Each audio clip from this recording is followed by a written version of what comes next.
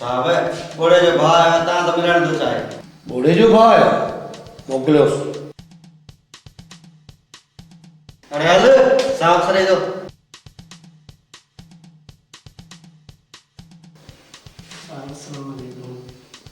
वालेकुम अस्सलाम। हाँ बाबा छा मसलो आहे? साहब मुंहिंजे भाउ बूढ़े खे तव्हां ॿधी आया तुंहिंजो भाउ बोड़ो केतिरो शरीफ़ आहे उहा त मूंखे ख़बर आहे न, पर तूं वेह कुर्सीअ ते।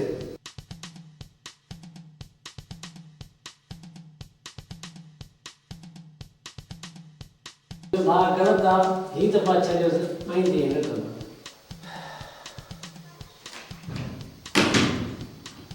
पहिरें इहो ॿुधां त तुंहिंजो नालो छा आहे? साहब कंडेरो नालो आहे। खंडेरा ॻाल्हि ॿुध, तूं मूंखे शरीफ़ माण्हू लॻी, पर असांजो बि कुझु मजबूरी हो। थोरी घणी तहक़ीक़ात कयूं पोइ ॾिसंदासीं। फ़िलहाल तूं हितां हलियो। ऐं हा, असां हिन जे मथां अञा FIR कान्हे काटी।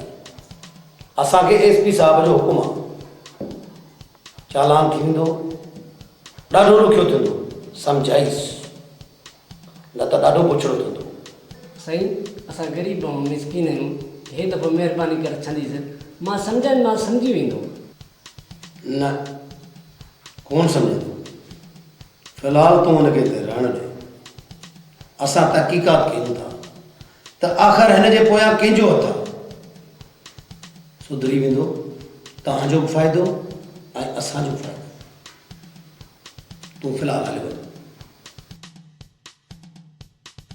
संतरी गुलशर हो जेको पाण आंदो हुओसीं, छा नालो अथसि, हबीब बोड़ो न, इनखे त वठी अचो, थोरो ॾिसो त छा थो करे। जी साहब।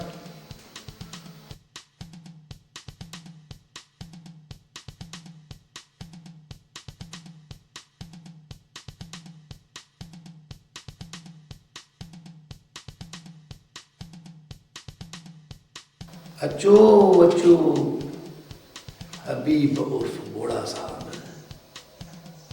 संतरी हथकड़ी त खोलियोसि, ॾिसो त हिन में केतिरो दम आहे।